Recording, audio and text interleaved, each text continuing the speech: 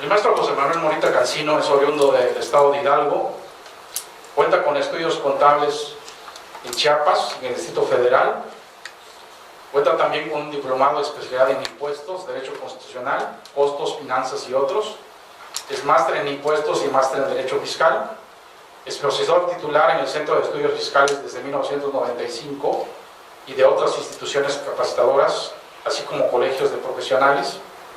Bienvenido, maestro. Le cedemos el micrófono. Buenas tardes. Muchas gracias. Buenas tardes. Como bien decía mi querido contador Cosimo, pues el entorno de la fiscalidad pues ha cambiado desde los últimos 10 años. Si ustedes analizan el comportamiento de las leyes, se han dado cuenta que se ha inclinado más hacia las personas físicas. Y esto más o menos lo empezamos a ver a partir del año 2000, con los gobiernos del presidente Fox, después el gobierno de Calderón y ahora con el de licenciado Peña Nieto. Y bueno, pues es que la autoridad está muy preocupada. ¿Están de acuerdo? Está muy preocupada. Preocupada porque la economía mexicana anda tocando fondo. Tenemos un problema muy grave que es el petróleo. Dependíamos, el 60% de la riqueza que México tenía provenía de esa fuente. El problema es que el petróleo, pues los países productores, al momento de producir más, hacen que el producto se abarate. Y por más que ha intentado México convencer a los árabes de que le bajen a la producción, pues estos canijos, al contrario, en vez de bajarle, aumentan. Al aumentar, los precios disminuyen y por lo tanto México deja de tener la riqueza que tenía originalmente. Si se había presupuestado un precio de 80 a 90 dólares y se está vendiendo a 40 dólares, pues obvio es que hay un déficit en las finanzas públicas. Si a eso le sumamos que digan lo que digan, tenemos una devaluación, porque hay un desliz en el peso, ¿no? Un desliz que hay que ponerle nombre, ¿verdad? Y pues no lo quieren llamar devaluación, pero es una devaluación. Estamos 5 o 6 pesos arriba del precio promedio del dólar. Entonces es obvio que eso afecta a la economía. Y si a eso vemos las medidas fiscales que se han adoptado del 2012 para acá, con una tasa de renta de 35% para físicas, una generalización del IVA, y algo que hasta las mascotas les dolió. No sé si tienen perro o gato, pero pues ya ven que ellos ahora tienen que pagar IEPS. Pues ahora las carnicerías venden más. ¿Está de acuerdo? ¿Por qué? Porque pues eso de pagar IEPS en los alimentos de los animales, pues nos vino a incrementar el costo. Y obviamente pues tenemos que pagar más impuestos por el consumo del refresco, por las papitas, por los helados, los chocolates, todo lo que tiene que ver con la llamada comida chatarra, que no baja, ¿estamos de acuerdo? Aunque la suban de precio, a ver, no sé ustedes, pero si les suben 50 o un peso la cerveza, la consumimos, ¿verdad? Por el calor, hay una justificación. Ajá. Somos el segundo país más consumidor de chelas, después de Alemania. Y somos el número 1 en refrescos. Consumimos más veces que los chinos. Y eso que son 3,000 millones. Está cañón, en serio, ¿verdad? O sea, pues, lamentablemente pues es parte de los hábitos de la población. ¿Y cómo contrarrestar eso? Bueno, pues bien decía el contador, como ustedes se acordarán, en 2014 se dieron una serie de reformas en materia fiscal. Dentro de ellas las más relevantes fue la creación del nuevo concepto llamado contabilidad electrónica, y pues por ahí se promovieron algunos amparos, fueron bastantes a nivel nacional, pero pues había línea, y la respuesta ya la tenemos con la jurisprudencia, ¿no? Son de dos jurisprudencias que establecen que no es inconstitucional el proceso de la contabilidad electrónica. Yo creo que equivocamos la estrategia. lo que había que impugnar era el buzón tributario. ¿Vamos? Porque al impugnar el buzón tributario podrías, obviamente, de ser beneficiado con el amparo, no tener esa forma de tener contacto con la autoridad. Al no tener esa obligación de tener esa relación, podías aprovechar para no enviar tu contabilidad. Y obviamente nunca ibas a ser notificado por esa vía, sino por la vía tradicional. Y por último nos hubiera dado la ventaja de que no hubiera revisiones electrónicas, en términos del 42 novena, del código. Pero, como impugnamos contabilidad, que en mi teoría fue el error, debimos haber impugnado el buzón. Todavía hay por ahí algunos que no se han resuelto, el buzón tributario. Los que ya se resolvieron los atrajo a la Corte por cuestiones de jurisdicción. Ella va a resolver al final de cuentas. Y pues efectivamente tenemos ya que, como bien dice el contador, tenemos que preocuparnos de hacer una buena contabilidad. Yo les recomiendo que lo primero que tenemos que diseñar son las políticas contables. No sé si ya las tenemos. Forman parte de su NIFA 3, usuarios de la información financiera. Pues hay que hacer políticas contables. Y yo soy de una idea, ahora sí que a producto de estas disposiciones y como producto de la experiencia, ¿por qué no establecer en esas políticas contables políticas, por ejemplo, para depreciación? Obviamente tenemos que aplicar la NIFE 15, activos de larga duración y su deterioro, ¿okay? Pero tenemos que estar al pendiente de, por ejemplo, no todo lo que compramos, recuerden que para los ojos de la autoridad, todas las adquisiciones en apariencia de equipo, son inversiones. Y tenemos que llevarlo a un proceso de depreciación de carácter fiscal de acuerdo a los porcentajes que establece la ley. Si yo hago una política donde establezco que son gastos y fijo un límite y lo estatuyo a través de una asamblea de socios y eso lo reconozco en mis libros sociales y forman parte de mi contabilidad, los libros sociales, como dice el 28 del código, pues no estoy contraviniendo la ley, simplemente estoy adecuando, por ejemplo, mis políticas de registro y afectación contable.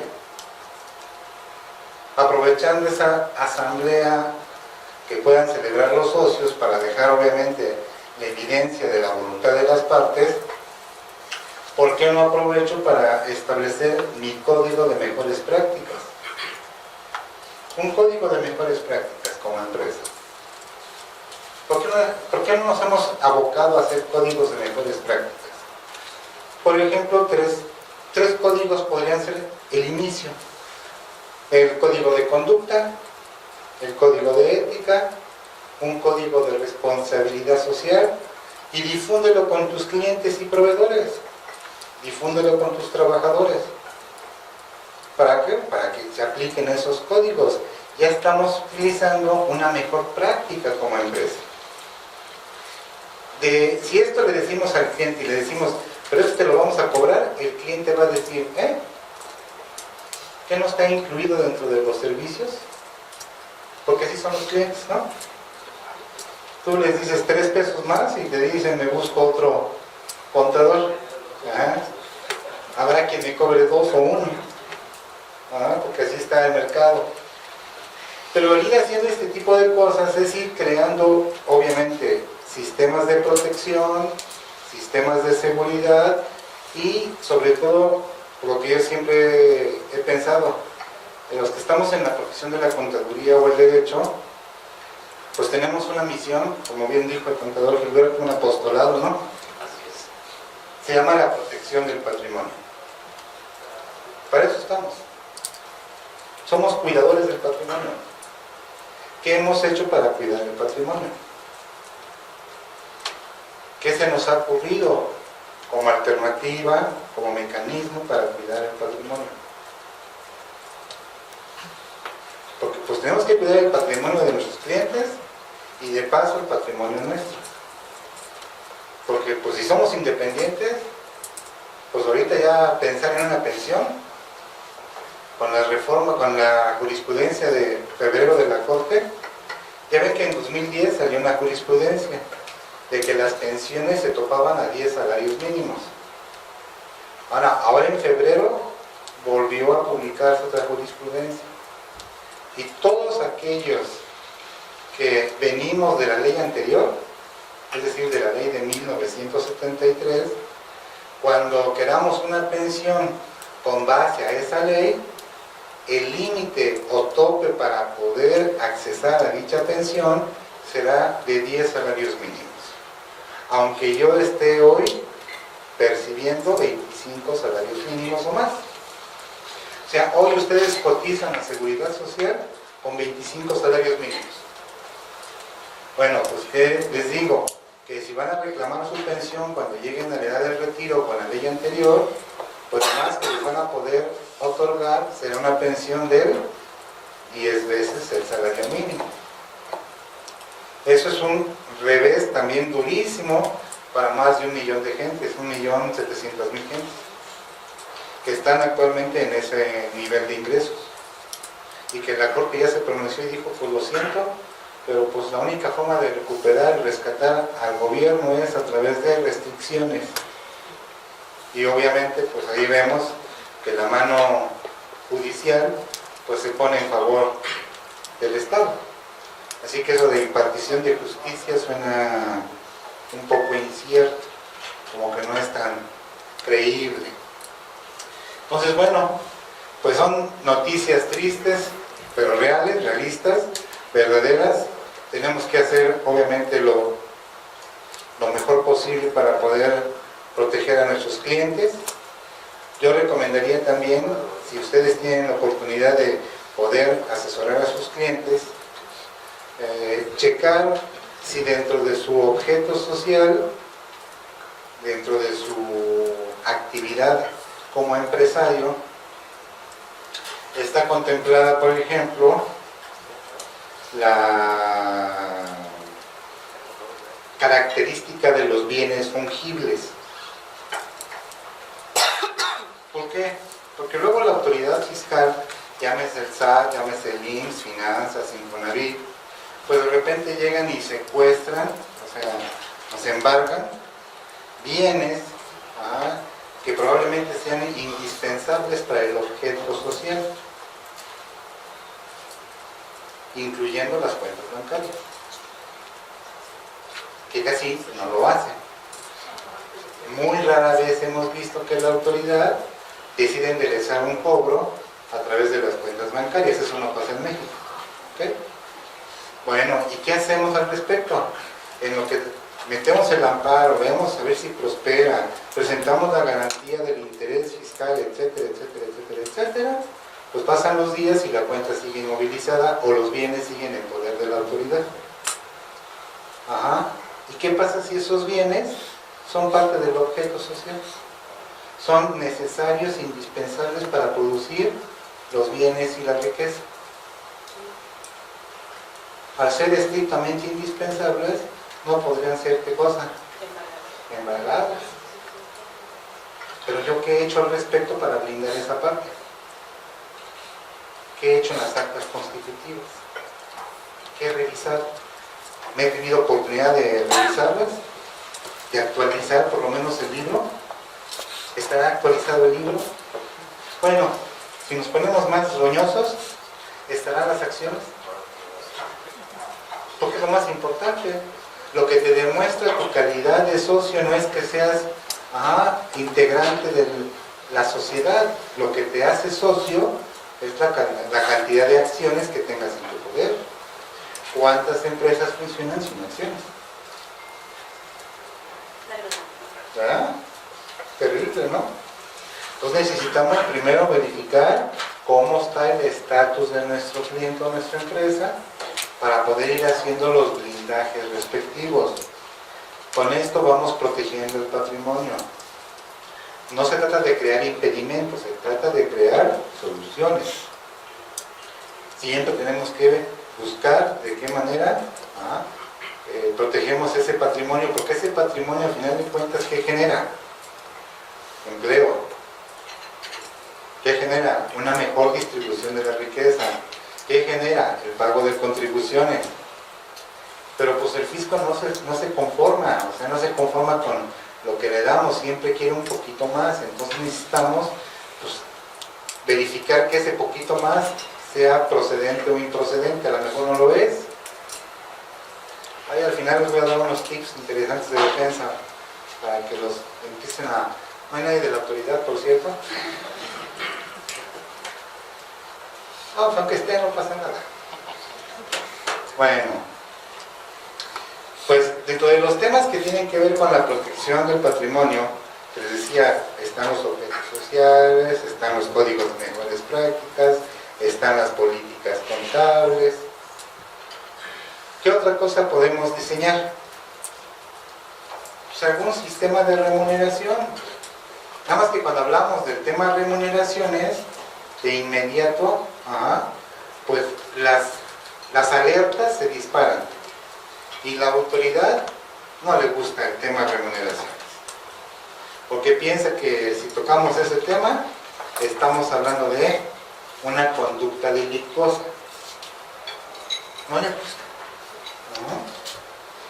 Pero no es que la autoridad, pues en su desesperación por buscar riqueza, pues transgrede más de una vez a los ciudadanos, a los contribuyentes, y pues nosotros no nos queda más que tomar el camino de la defensa o tomar el camino de la dejadez, es decir, permitir que ellos actúen en base a su apreciación y no diseñamos o no establecemos algún proceso o procedimiento que nos permita mejorar las remuneraciones de todos los que forman parte de la empresa o de la corporación o del ente económico.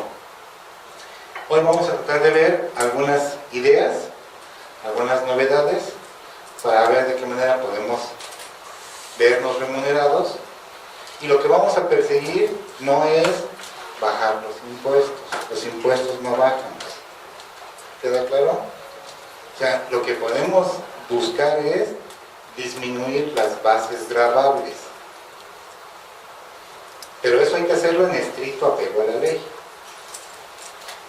No podemos hacer algo que se salga de la norma. Si hacemos cosas que se salen de la norma, en ese momento vamos a tener un desatino, un contratiempo. Probablemente pueda convertirse en un problema.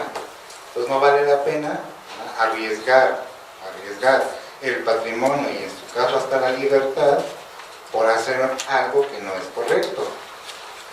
Lo primero que deben de hacer para diseñar, si es que se le quiere llamar así, una táctica, es separar. En ocasiones nos confundimos. Decimos, quiero hacer una estrategia. Y la estrategia es que quiero hacer esto para generar esto. A lo mejor estamos confundiendo el concepto. Lo que estamos diseñando no es una estrategia, sino una táctica. Entonces, primero tenemos que tener claro cuándo hablamos de una estrategia y cuándo hablamos de una táctica. Les pongo el ejemplo. Como estrategia, vamos a tomar la glorieta del ceviche que le llaman aquí. ¿Ok? Esa sería la estrategia. ¿Están de acuerdo conmigo todos? Digan que sí de momento, nada más es puro cotorreo. Entonces ya todos estamos de acuerdo en qué queremos. ¿Y qué es lo que queremos? Tomar la glorieta del ceviche. ¿Ok? El monumento al ceviche, como lo quieran llamar. Ya tenemos la estrategia. Ahora viene la táctica. ¿Cómo lo vamos a hacer? ¿De día o de noche? ¿Vestidos de ninja o desnudos? armados con AK-47 o con ligas y naranjas. Esas serían las tácticas, ¿estamos de acuerdo? Entonces luego confundimos estrategia con táctica. Una estrategia la diseñamos todos los que se involucran. ¿Quiénes serían? Empresarios, abogados, contadores, administradores, financieros. Todos los actores van a diseñar la estrategia. ¿Por qué? Porque tienen que estar de acuerdo todos, jóvenes. Si no estamos de acuerdo todos, el rumbo que vamos a tomar, pues no nos va a llevar a ningún lado. Si por ejemplo uno de ustedes no está de acuerdo en que tomemos la vida del ceviche, pues ya la estrategia a lo mejor no funciona. Porque no hay voluntad total o no hay acuerdo de todos. Por eso tenemos que tener clara la estrategia, qué queremos.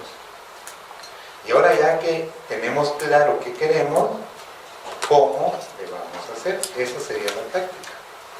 Entonces no confundamos estrategia con táctica. Lo que vamos a ver hoy son tácticas, no estrategias. La estrategia la tienen que diseñar, pues, insisto, trabajadores, patrones, empresarios, dueños, accionistas, porque ellos quieren algo, tal vez una remuneración. Bueno, ¿y cómo lo van a hacer? Entonces lo que veremos son algunas tácticas, no la estrategia.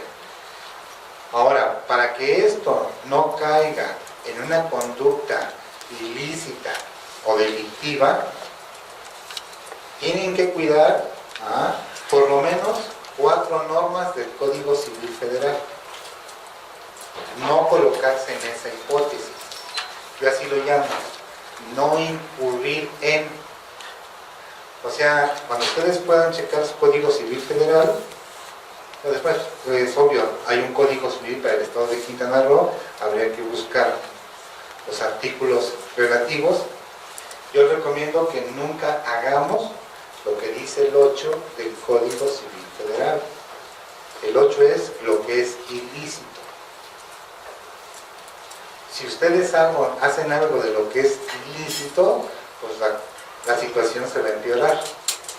Entonces no hagamos cosas ilícitas. Todo lo que hagamos tiene que estar dentro de la ley. Segundo, no hagan cosas nulas. 1830 del Código Civil Federal. Si hacen algo que es nulo, por consecuencia los frutos de ese acto van a ser nulos. Entonces no hagan cosas nulas. Para eso remóntense al 1830 del Código Civil Federal y cuiden el 2180, que es el que está de moda, la simulación de actos. Porque de repente se nos da por ahí, pues eso de conseguir soluciones rápidas. Y entre esas soluciones rápidas, malas, peligrosas y de mucho riesgo, pues está el negocio del factoring. Yo así lo llamo, la facturación. Es un negociazo. No se va a acabar, ¿están de acuerdo? Aunque esté el 69B y aunque ya hay 5 jurisprudencias del 69B del mes de agosto, ustedes recuerdan, donde se declara que el 69B no es inconstitucional. Así que el 69B llegó para quedarse. 5 jurisprudencias.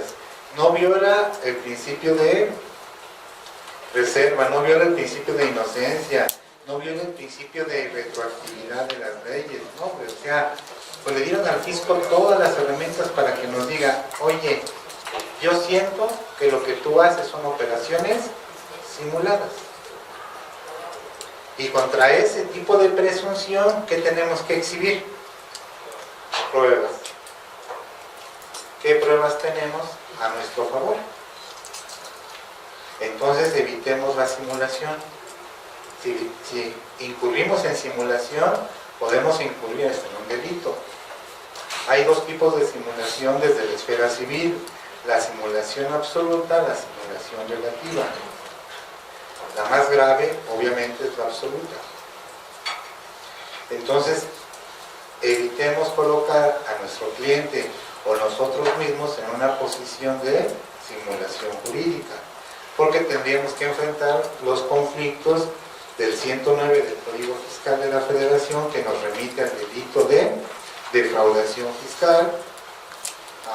Y si los comprobantes que amparan las operaciones para los ojos de la autoridad son a través del tema simulación, pues no tendrían efecto fiscal esos comprobantes.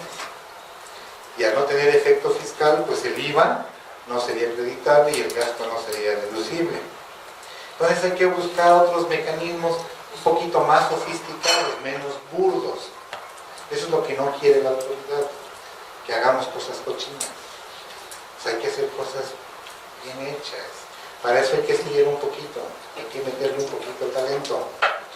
Y no hagan cosas inexistentes, el 2224 del Código Civil. Si ustedes respetan esos 4 artículos, su vida transita sin tanto problema. El 8, el 1830, lo que es nulo, el 2180, lo que es la simulación, y el 2224, lo que es la inexistencia de actos jurídicos. Si yo acredito en dado momento esos 4 supuestos, mi conducta no tiene consecuencia jurídica, por lo tanto tampoco tiene consecuencia fiscal. ¿Okay? Pues por eso es importante ver desde el punto de vista actos cuáles son aquellos que yo puedo hacer y cuáles no puedo hacer. Partiendo de ello, ahora sí viene el diseño de la estrategia. La estrategia, para que funcione, tiene que tener por lo menos 4 columnas. Hagan de cuenta que es un techo. ¿Cómo sostienes el techo de una palanca? Por lo menos con 4 puntos, ¿estás de acuerdo? Por lo menos. Bueno, así es toda estrategia, por lo menos 4 puntos. Ahorita me acordé del cuate de Monterrey, que salía por ahí en un programa llamado Otro Rollo, que decía los 5 puntos. Pues yo también digo los 5 puntos de una estrategia. El primer punto es, bueno, faltó Rudy, que haga la batería, pero bueno. El primer punto es la razón de negocio. Si no hay una razón de negocios, ¿dónde está la estrategia? Eso es lo que va a justificar por qué se hace o por qué no se hace. Le va a dar credibilidad, la va a poder sostener. Entonces, si no tengo una razón de negocios que justifique plenamente por qué hago tal o cual desembolso, o tal o cual gasto, o tal o cual adquisición, pues obviamente la autoridad, y no nomás la autoridad, el acto no puede ser validado, no puede ser aceptado, porque no tiene la sustancia económica, tan importante que es para las normas de información financiera. La preeminencia del fondo sobre la forma. La tendencia hacia donde va México. Hacia allá va. Estamos tomando el Código Español, el Código Fiscal de España. El fraude a la ley, el velo corporativo. O sea, ese tipo de temas se están abordando ya de manera cotidiana. Son parte del lenguaje moderno. Tenemos que ir cuidando pues, eso para no incurrir en posibles conductas erróneas. Entonces, siempre justifiquen su razón de negocio. La razón del por qué tal o cual acción se llevó a la práctica. Lo segundo, el correcto registro contable. De nada me sirve una buena razón de negocio si no sé contabilizar. Y el registro contable es de acuerdo a NIF. Por ejemplo, todo lo que afecte a la entidad, más informaciones internas, por ejemplo, A7,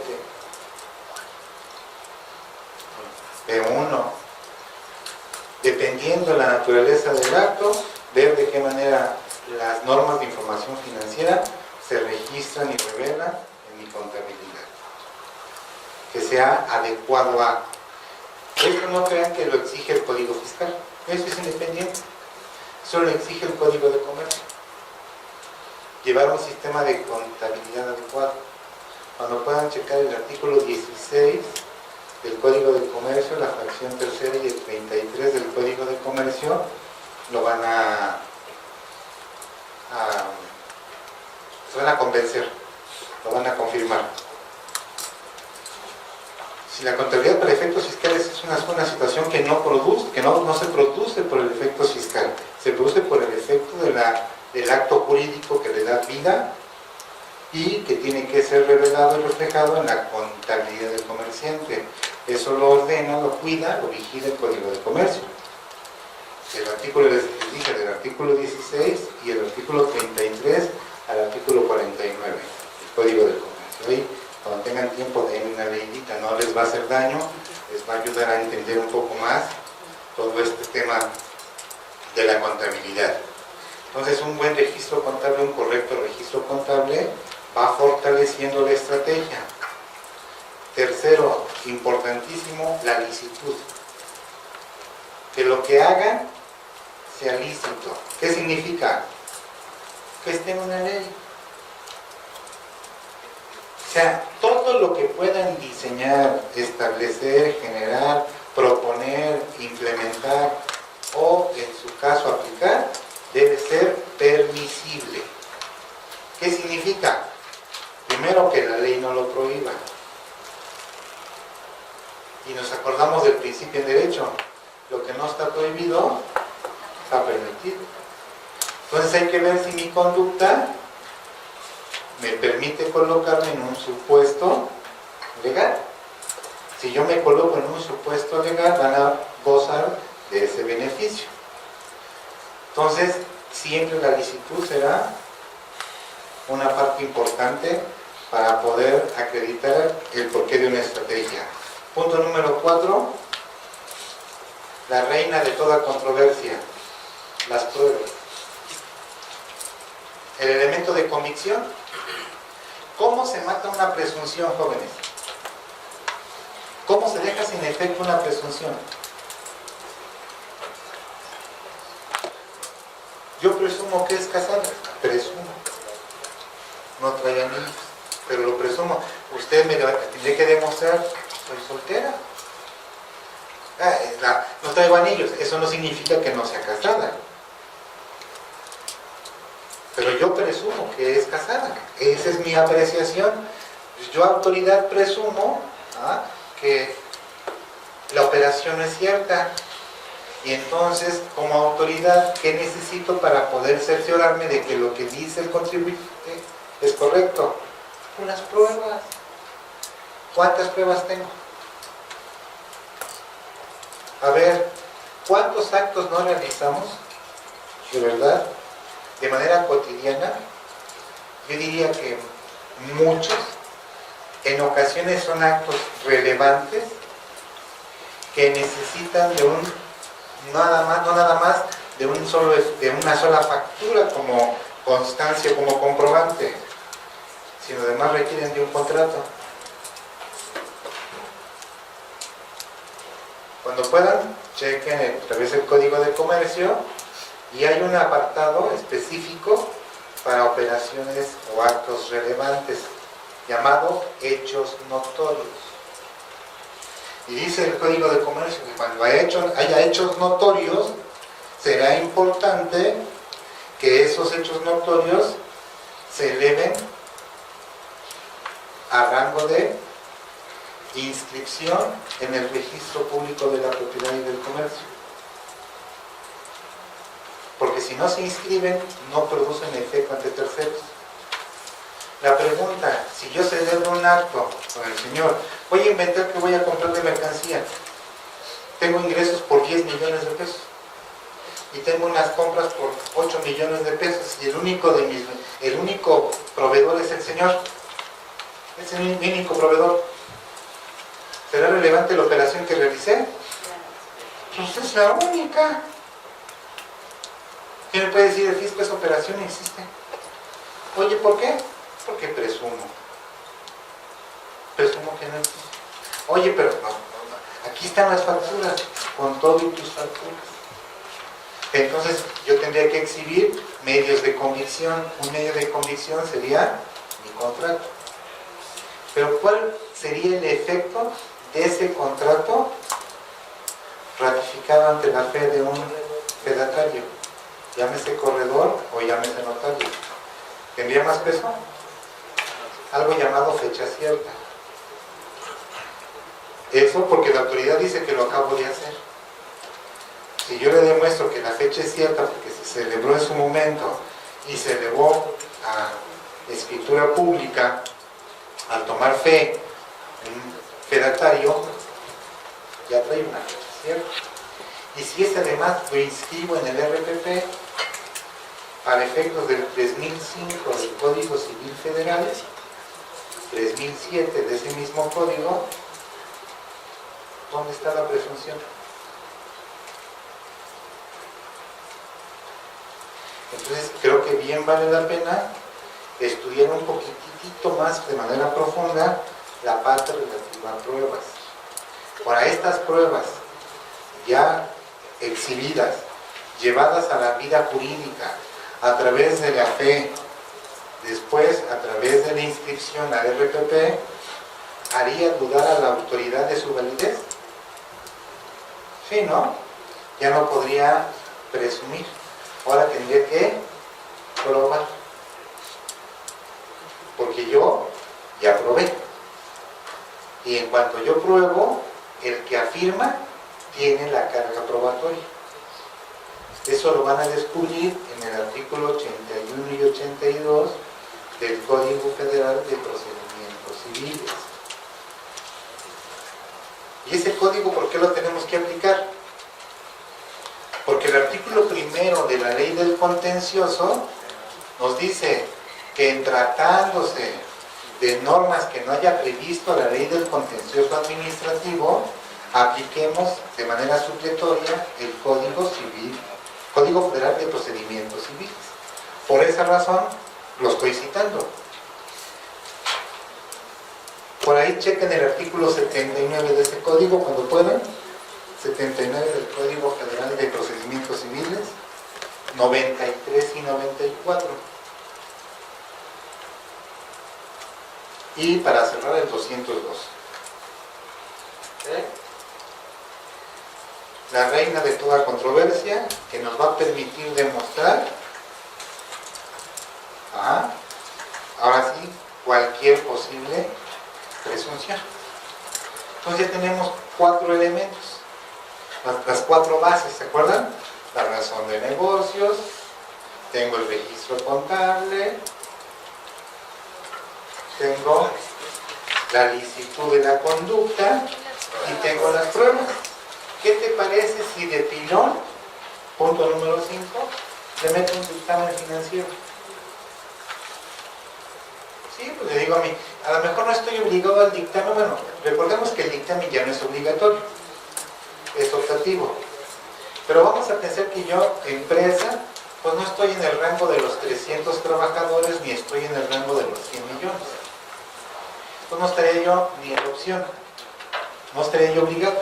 Bueno, no obligado. No estaría yo en la opción de dictaminarme. Pero ¿qué pasa si le pido el apoyo a un despacho de contadores que me dé su opinión sobre mi conducta? ¿Sería un aval? ¿Me daría más tranquilidad y seguridad? Pues entonces yo creo que podría ser un elemento coadyuvante para soportar así bien la estrategia. Ya que tenemos diseñada bien la estrategia, ahora viene ¿y cómo le vamos a hacer? Ahora sí viene la táctica. Ya dejamos a un lado la estrategia porque ya la definimos y ahora vamos a ver la táctica.